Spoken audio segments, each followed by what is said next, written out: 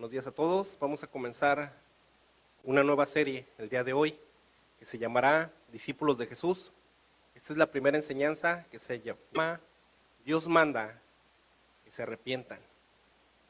Vamos a ver qué es lo que puso el Espíritu Santo en mi corazón en el transcurso de la semana.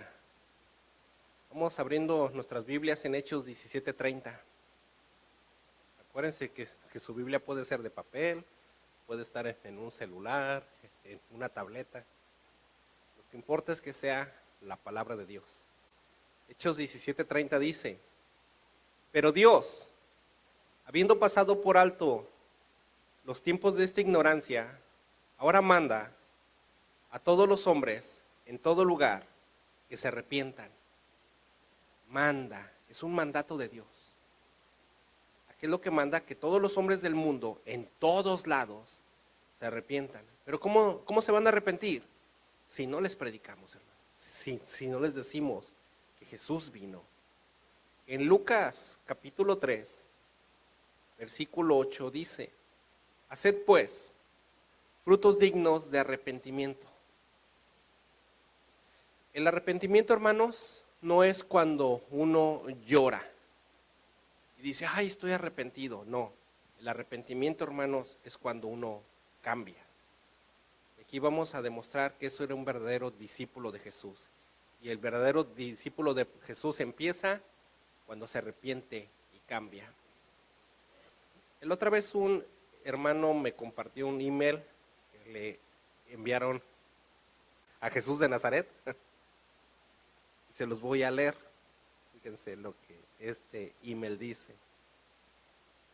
Dice: para Jesús de Nazaret, dueño de la carpintería Nazaret, consultora de personal general de Israel. Asunto: los 12 candidatos a trabajar con usted. Gracias por enviarnos el currículum de los 12 hombres que escogió para ocupar posiciones destacadas de jerarquía y gerenciamiento en su nueva empresa, la Gran Comisión. Todos fueron sometidos a nuestros test. Realizamos entrevistas personales a cada uno de ellos con nuestro psicólogo y con el encargado de los test vocacionales, cuyos resultados son los siguientes. Nuestro equipo es de la opinión que la mayoría de sus escogidos les falta experiencia, estudios y aptitud vocacional. Todos dejan mucho que desear en cuanto a apariencia personal. Algunos se ven toscos y otros lucen vulgares. Dice: recomendamos que continúe buscando personas con experiencia que presenten capacidad comprobada. Por ejemplo, dice, Simón Pedro es emocionalmente inestable, sujeto a explosiones intempestivas y a veces porta cuchillos, dice. Andrés no posee absolutamente ninguna capacidad de liderazgo, dice. Los 2 hermanos, Santiago y Juan, hijos de Zebedeo, ponen su interés personal por encima de la lealtad a la empresa.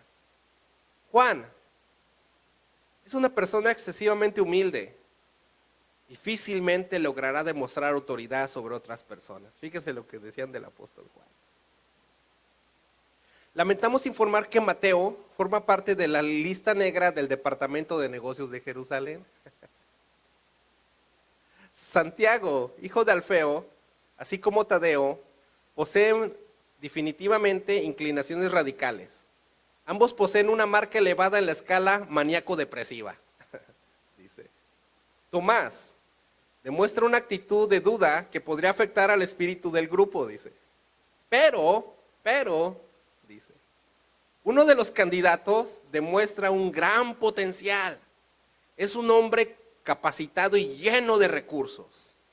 Tiene facilidad de comunicación y se preocupa por los pobres, dice. Y es de mente aguzada para los negocios, o sea, perspicaz.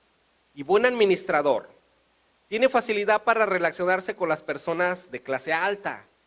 Muestra motivación, es ambicioso y responsable y de apariencia juvenil. Su nombre es Judas Iscariote. Y lo recomendamos ampliamente como su administrador, asesor, visionario y brazo derecho. Lamentablemente, los otros 11, dice, no califican para esta empresa de la Gran Comisión. Le deseamos éxito en su nueva empresa. Atentamente, consultora de personal general de Israel, Departamento de Recursos Humanos. Obviamente, esto es ficticio. Pero esto nos demuestra que los parámetros de Jesús son muy diferentes a los parámetros del mundo. Esa es la moraleja del asunto. Esa es la moraleja del asunto. Si ustedes van afuera o aquí mismo, les pregunto, ¿quién es cristiano? A ver, ¿quién es cristiano? Que levante su mano. No levanta la mano. ¿Ustedes que no son cristianos los de allá atrás? En su mano. Afuera, igual. Le preguntarán quién es cristiano y muchos van a levantar su mano. Presente, dice.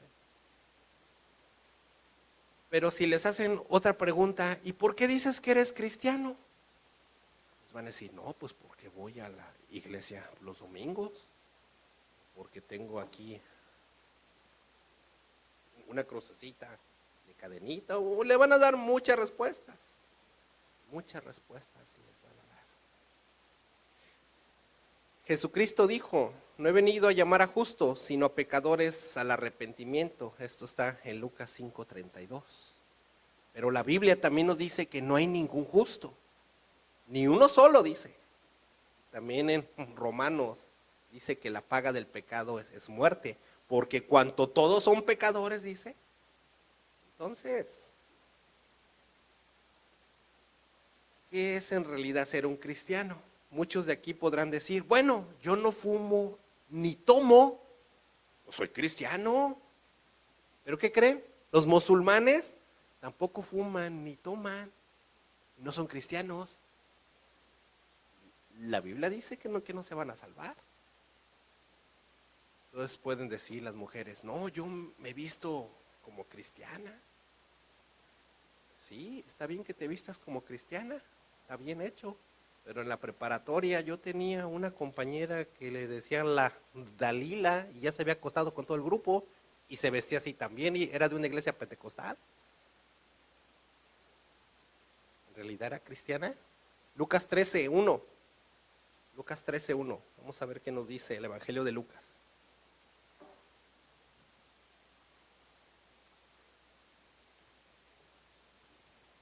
Dice, en este mismo tiempo estaban allí algunos que le contaban acerca de los galileos, cuya sangre Pilato había mezclado con los sacrificios de ellos. Imagínense, pobres galileos, lo que les había hecho este gobernador Pilato. En el versículo 2 dice, respondiendo Jesús les dijo, ¿pensáis que estos galileos, porque padecieron tales cosas, eran más pecadores que todos los galileos? Os digo, no. Antes, si no os arrepentís, todos pereceréis igualmente. Y luego sigue diciendo Jesús, o aquellos 18 sobre los cuales cayó la torre en Siloé y los mató. Imagínense qué tragedia. ¿Pensáis que eran más culpables que todos los hombres que habitan en Jerusalén? Les dice Jesús. Os digo no. Antes, si no os arrepentís, todos pereceréis igualmente. Se está diciendo. Hay personas que piensan que porque en la iglesia los tocó el pastor y los tumbó, ya son cristianos. Muchas personas que piensan eso. Hay en la farándula, entre los artistas, entre los cantantes, personas que se dicen cristianos, hay unos muy famosos, pero en realidad en su comportamiento te muestran que son cristianos. Algunos sí, hay unos auténticos, pero la mayoría dicen que son cristianos, pero sus hechos dicen lo contrario.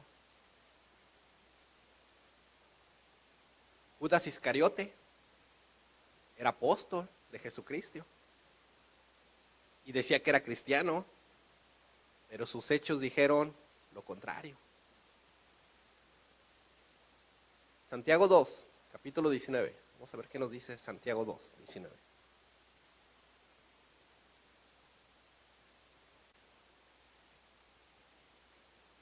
Santiago 2, 19 dice: ¿tú crees que Dios es uno? Bien haces. O sea, hay que creer en Dios. Pero fíjense lo que dice la segunda parte del versículo. También no los demonios creen y tiemblan. Mas ¿quieres saber, hombre vano, que la fe sin obras es muerta? Nos está diciendo, hay que creer para ser salvos. La Escritura nos dice que todo el que crea que Jesucristo es el Hijo de Dios será salvo. Sí, pero eso es una media verdad. La otra, que hay que demostrarlo. Eso es lo que nos aclara la Escritura. Si ustedes salen a la calle y se agarran preguntando, ¿quién es cristiano? Y se agarran con un papel poniendo palomitas, van a llenar el cuaderno de palomitas. Porque hoy en día hay muchos cristianos, pero en realidad esa gente ¿vive un cristianismo o vive una religión? La religión, hermanos, son ritos, ceremonias y reglas para ganarse el favor de Dios. El cristianismo es fe en que Jesucristo era el Hijo de Dios, conocimiento bíblico aplicado a tu vida diaria. Es un estilo de vida, no es una religión. Jesús es un estilo de vida. Definitivamente, cuando nos arrepentimos, tenemos que dar un giro de 180 grados, no de 360 porque quedamos donde mismo, o sea, de 180 grados. Pero ustedes me pueden decir, bueno, mi esposo dice que es cristiano, pero no se le ve. Bueno, mi pregunta es esta, ¿cuánto tiempo tiene de cristiano? No, pues apenas un año. No, pues tiene un año y ya quieres que se comporte como el apóstol Pablo. Oye, mujer, pues no inventes. Eso va a tardar. El crecimiento es poco a poco. Aún anda con biberón todavía. En una ocasión, a Pablo, los judíos lo empiezan a violentar y lo mandan a la cárcel. En la cárcel le conceden que hable con el rey Agripa para ver si lo podían liberar de la cárcel. Y el rey Agripa le permite hablar y Pablo le empieza a decir que él era un fariseo y que él conocía la ley de Moisés y que era celoso en su deber para cumplirla. Y que él perseguía a los cristianos y si mataban a uno, él estaba de acuerdo con la muerte de ese. Dice, yo los perseguía y los encarcelaba para que ya no se predicara más el nombre de Jesús.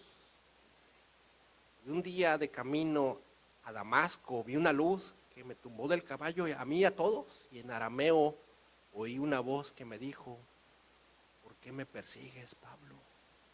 Y yo dije, Señor, ¿quién eres? Y dice, soy Jesús, a quien tú persigues. Puro test de dar cosas contra el aguijón y me dejaron ciego, le dice al rey. Y luego fui a la casa de un Ananías que por obra del Espíritu Santo me quitó esta ceguera y en realidad vi que Jesucristo sí era el Hijo de Dios. Y he estado predicándoles que sin Jesucristo no hay salvación. Con todo esto que le estaba diciendo, el rey Agripa le contesta, Pablo, por poco me persuades a ser cristiano, dice.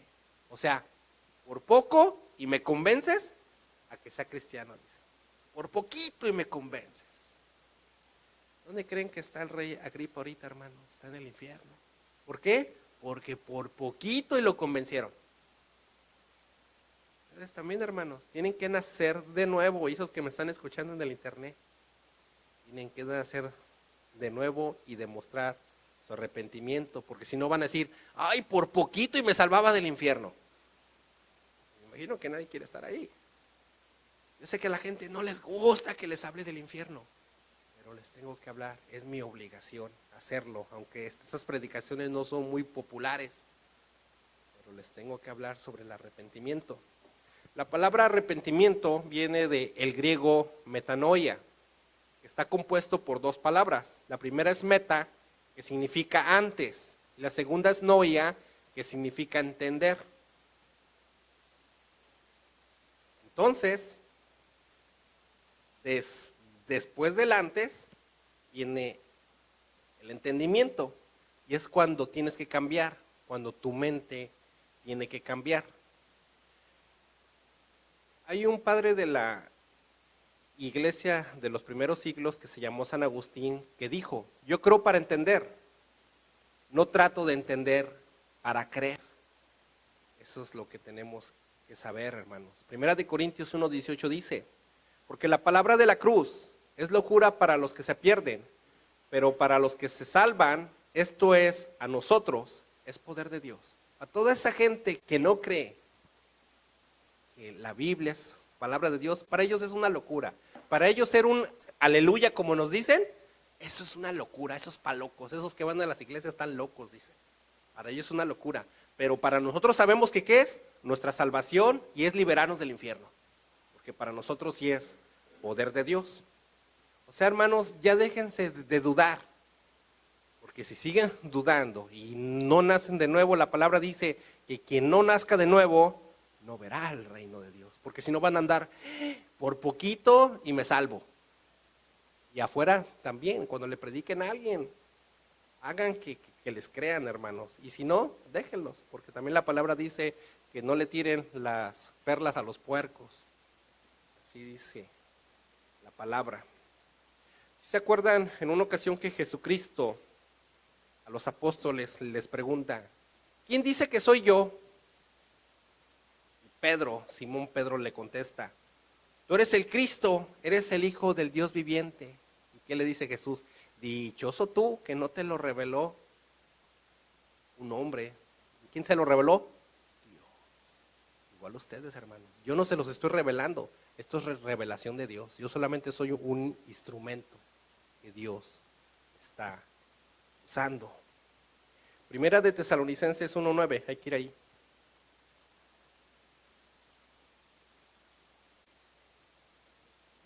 Primera de Tesalonicenses 1:9 dice, porque ellos mismos cuentan de nosotros la manera en que nos recibisteis y cómo os convertiste de los ídolos a Dios para servir al Dios vivo y verdadero. Aquí hay tres cosas muy importantes. La primera es la palabra convertiste. Lo primero que tenemos que hacer para ser cristianos, ¿qué es? Convertirnos y creer y aceptar que Jesucristo es el Hijo de Dios para nuestra salvación y bautizarnos. Y de ahí nacer de nuevo. Eso es lo primero, la conversión. Lo segundo, ¿qué dice de los ídolos? Antes, hermanos, éramos idólatras. Antes éramos idólatras. Hay personas que idolatran a otras personas. Otros idolatran ídolos. ¿Cómo es posible que idolatrábamos ídolos si los ídolos tienen ojos, pero no ven? Tienen nariz, pero no pueden respirar. Tienen pies y no caminan y los tenemos que cargar cuando Dios nos cargó a nosotros en los momentos que ocupábamos de Él. ¿Digan cuál es la diferencia? Por eso Dios ya te dice, ya deja de adorar a esas estatuas, esos yesos, porque Dios es celoso, hermanos, es muy celoso. ¿Se acuerdan en una ocasión que una mujer adulteró y la llevaron a los pies de Jesús? ¿Se acuerdan que Jesucristo les dice, quien se sienta libre de pecado, que tire la primera piedra?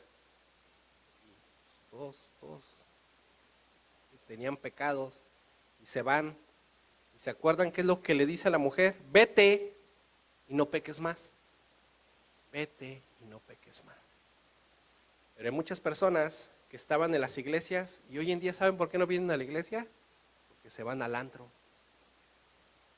Porque ya agarraron un empleo que trabajan el domingo. O por cualquier cosa ya dejaron. Siendo que cuando recibieron a Jesucristo, Jesús les dijo, ya no pequen más.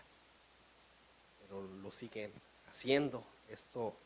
Entonces, si Jesucristo te dice, ya no peques más, ¿qué es lo que tenemos que hacer? Ya no pecar más. Él nos perdona. A esta mujer le dijo, tus pecados son perdonados, pero ya no peques más. Les voy a contar una historia que ocurrió en Guadalajara.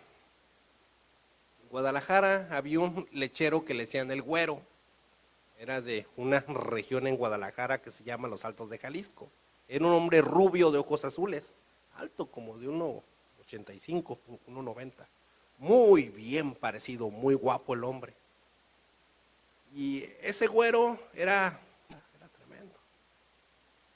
Y las señoras que le compraban la leche cuando pasaba en su camioneta, pues las señoras esperaban que se fuera el marido y se bañaban y se arreglaban y se perfumaban y se pintaban para comprar la leche, ¿verdad?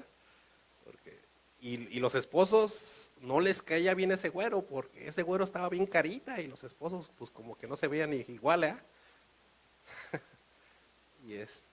Y luego aparte ese güero era tremendo. Decía, hola, ¿cómo está, doña Vicentita? Déjale doy su leche, qué bonita se ve ahora, señora. Y la señora, ay, creída, ¿eh? Y luego el galanazo que era el güero. Y era bien pingo el güero, y a todas les tiraba flores. Y no, hombre, vendía leche, uy, como no se imaginan, pura señora. De todas las edades le compraban al güero. El de la tienda ni vendía ya. Todos le compraban al güero. Un día alguien le comparte de Jesús al güero y el güero recibe la palabra y el güero se arrepiente y se convierte a cristiano. Pero una conversión así. Y de repente cambió hasta la leche. Las señoras decían, oye, ¿te fijas que la leche ya no está igual? Ahora está mejor, está más espesa. ¿Qué pasaría? Oye, güero, ¿por qué esta leche ya no está igual? Es que les tengo que confesar algo. Yo antes era del mundo, no era de Cristo, pero es que a la leche le ponía agua. Ah, qué güero, tan tramposo, le decían. O sea, cambió hasta la leche en él.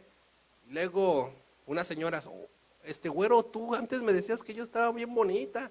No, señora, ya no, yo ya la respeto porque usted es una señora casada. Decían, ya vieron cómo ha cambiado el güero, pero a muchas señoras no les gustó que cambiara el güero, ¿ah? Pero el güero cambió. ¿Es lo que vino después del arrepentimiento? La conversión. O sea que tú, que me estás oyendo en el internet o que estás aquí, si haces un negocio, hazlo derecho. Yo me acuerdo que en una compañía de insolación donde yo trabajé poniendo puertas de garage, esos de la insolación, todo lo que les sobraba, en vez de regresarlo a la compañía, se la llevaban a su casa y hacían trabajos por otro lado. Ya no hagan esas trampas, hermanos. Ya no hagan esas trampas. Hay que ser derecho. Si nos vamos a arrepentir y vamos a nacer de nuevo, vamos a hacerlo bien, que se vea un cambio en lo que estamos haciendo. Y coste, y aquí está el tape, que yo se los estoy diciendo, si no cambian, hermanos, si no nacen de nuevo, no verán el reino de Dios. Luego imagínense, si alguien que no me hace caso, no cambia, y cuando se esté quemando en el infierno va a decir, pero el hermano Carlos no me dijo. No, yo sí te dije, y aquí está la grabación, yo sí te dije, yo sí les estoy diciendo, y también a esos que me escuchan en internet, yo sí les estoy advirtiendo, porque desgraciadamente hay muchos falsos profetas que del infierno y de condenación nunca hablan. Ellos nada más te hablan que Jesús te hará un hombre de éxito. Nada más te dicen eso. Y te dicen puras cosas de esas. Y que Jesús murió en la cruz para que fueras millonario. Eso no es cierto, hermanos. están blasfemiando contra el Evangelio. Y el apóstol Pablo dice, a cualquiera, o hasta yo mismo, que les presente a un evangelio diferente, a un Jesús diferente, que sea anatema, que sea maldito. Malditos esos hombres porque están llevando a mucha gente al infierno, están condenando a mucha gente. En la iglesia donde yo vengo, el otra vez el pastor comentó algo muy interesante, ya hace tiempo de esto. Iba a haber unos bautizos y una señora fue con su hijita de 7 años y que le dice, oiga, mi hija se quiere bautizar. El pastor le dice, no, pues si su hija tiene 7 años, ¿cómo se va a bautizar? La chiquita dice, sí me quiero bautizar, yo estoy arrepentida. No, mija, pues tú estás muy chiquita. Y la señora le dice, pues déjale, le cuento. Aquí en la iglesia hicieron una obra de Jesucristo para los niños, habían hecho una obra. Y cuando crucifican a Jesús, mi hija se puso a llorar y dice, Él murió por mis pecados, mamá, yo soy una pecadora. Y dice, no, mi hija, tú estás muy chiquita, ¿cómo ser pecadora? No, sí soy pecadora. ¿Te acuerdas cuando le pegaste a mi hermano con el cinturón y lo castigaste en el closet? Lo que me hizo no fue verdad. ¿Cómo que no fue verdad, niña? No, lo inventé para que le pegaras. Oh, ¿tú hiciste eso? Sí. ¿Te acuerdas, mamá, cuando se te perdió el dinero aquel? Sí. Pues yo te lo escondí y me lo gasté en otra cosa. ¿Tú hiciste eso, niña? Sí. ¿Te acuerdas cuando la otra vez se pelearon tú y mi papá? Porque dije esto, sí. Era una mentira también, nada más quería que se pelearan. ¿Tú hiciste eso, niña? Sí. Pero me arrepiento, mamá, me arrepiento. Y Jesús murió por mí. Yo ya me arrepentí, quiero cambiar. Una niña de 7 años, hermanos. Y dice, y desde ese día se la pasó llorando 3 días porque estaba arrepentida. Una niña de 7 años. Y el pastor se quedó así, ay, pues no sé qué hacer. Y que le pregunta a todos los pastores, oye, ¿qué hacemos? Este caso es único. Y dicen los pastores, pues si se quiere bautizar, que se bautice, porque a sus 7 años ya está más madura que muchas personas a los 20, a los 30 que no se quieren bautizar. Ese tamaño, de 7 años.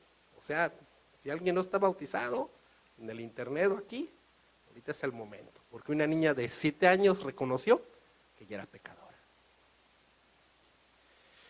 Pero aquí hay muchos que dirán, ay, por poco me convence, ¿ah? Ya merito en el internet, ya merito me convence. Acuérdense qué le pasó al rey Agripa. Por poco me convences, Pablo. ¿Y en dónde está, hermanos? Ya está en el infierno. Acuérdense, no, me voy a bautizar en un año. ¿Cómo sabes que vas a estar aquí en un año? Esa es mi pregunta. Hermanos, una ocasión a mi esposa y a mí hace mucho tiempo nos hablaron de Jesucristo en una predicación. Y nos arrepentimos tanto que ya queríamos que acabara la predicación para bautizarnos. Yo apenas tenía predicando la persona como 15 minutos y ya nos queríamos bautizar. Y nos tuvimos que esperar que acabara. ¿Y quién se quieren? Yo, ya, bautízame ya. Y el dono, pues sí, pues ¿dónde? Pues allá, bautízame. Esa es, hermano, lo que tenemos que hacer. Y desde ese día, nuestra vida de mi esposa y mía ha sido otra, hermanos. Ha sido otra. A veces el arrepentimiento es genuino, como Pedro negó a Jesús 3 veces, pero se arrepintió y lloró amargamente, dice la palabra. ¿Y qué? Se convirtió y fue el gran apóstol. El día del Pentecostés convirtió a más de 3,000. Imagínense. Dio frutos de genuino arrepentimiento. Pero hay personas que su arrepentimiento es emocional. Cuando Judas ve cómo están golpeando a Jesús, empieza a llorar y se siente mal. Y corre y se arrepiente y se va. Con los fariseos agarran sus monedas y se las avienta, emocional, gritando como loco, y va y se cuelga en un árbol. Caray, ese fue un arrepentimiento emocional. Porque un arrepentimiento genuino lo hubieran hecho cambiar y ser un gran apóstol. Dice, bueno, yo ya pequé contra Jesucristo, como este Pedro también pecó contra Jesús. Pero vean cómo reaccionó uno y cómo reaccionó el otro. Uno fue un arrepentimiento emocional y el otro fue un arrepentimiento genuino. Porque también este Pedro pudo haber dicho, yo al maestro que lo negué 3 veces y voy y me ahorco. Ah, qué fácil salida. No, él se aguantó y lloró y cambió. Lo cual no hizo el otro.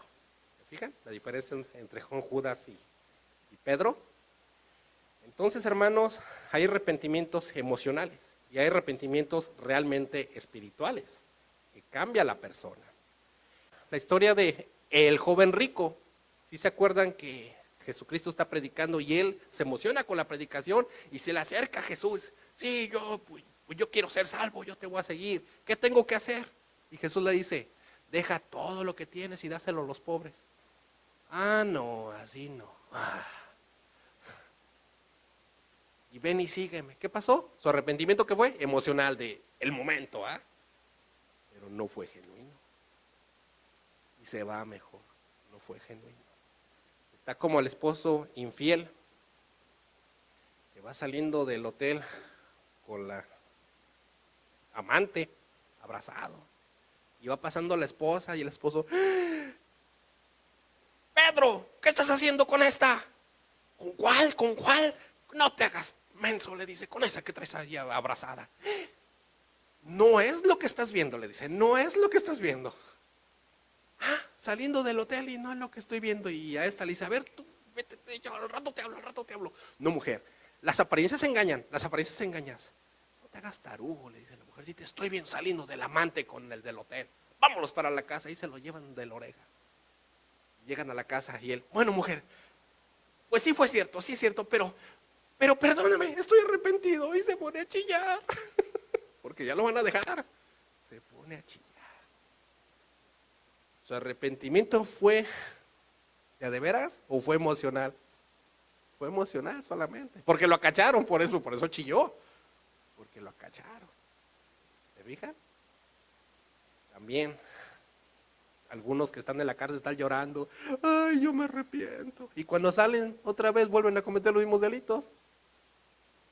Arrepentimientos emocionales, no son genuinos. ¿Sí sabían que los cocodrilos, cuando están comiendo a su víctima, se les salen lágrimas? Lágrimas de cocodrilo. Así también muchos están comiéndose, a quien más gordo le caen, pero ¡ay! Están llorando. Eso es emocional. Ya para acabar, vamos a acabar con esta historia. Gustavo Dore era un pintor. Un día que iba a entrar a Francia, en la aduana, le piden su documentación y él no traía la documentación, se la había extraviado. Y el oficial de inmigración le dice, ¿cómo dijo que se llama usted? Soy Gustavo Dore, el pintor, déjeme entrar. ¿Que no me reconoce? El de la aduana, no. Hay muchos que se parecen, pero por ahí dicen que cada quien tiene a su doble, ¿no? No te voy a dejar entrar hasta que no me enseñe los papeles. No te estoy diciendo que soy Gustavo Dore, háblale hasta el presidente, pásamelo. No te voy a dejar entrar hasta que me enseñen los papeles. Muchos dicen que son el pipiripao y si no son. Que yo soy Gustavo Dore, déjame entrar. No te voy a dejar entrar, le dice el de la aduana. Pero déjame entrar y soy Gustavo Dore. Bueno, compruébamelo, dice. Aquí está un papel, aquí está un lápiz. Te sientas atrás y el mural que está atrás me lo pintas. Y el pintor agarra, se sienta y hace unos trazos de maestro. Y en 5 minutos le dice, ahí está. Y le hace el de la aduana. En realidad, si eres Gustavo Dore, pásele. ¿Qué tuvo que hacer? Demostrárselo. Cuando a ti te dicen, ¿eres cristiano? Demuéstralo. Esa es la moraleja del asunto. Si dicen que son cristianos, hermanos, demuéstrenlo. Ya no digan las majaderías en donde trabajan, hermanos. Ya compórtense y cambien, hermanos. Porque el arrepentimiento no es cuando lloran, es cuando cambian, hermanos. Lucas 3:8. Haced pues frutos dignos de arrepentimiento. Pongámonos de pie.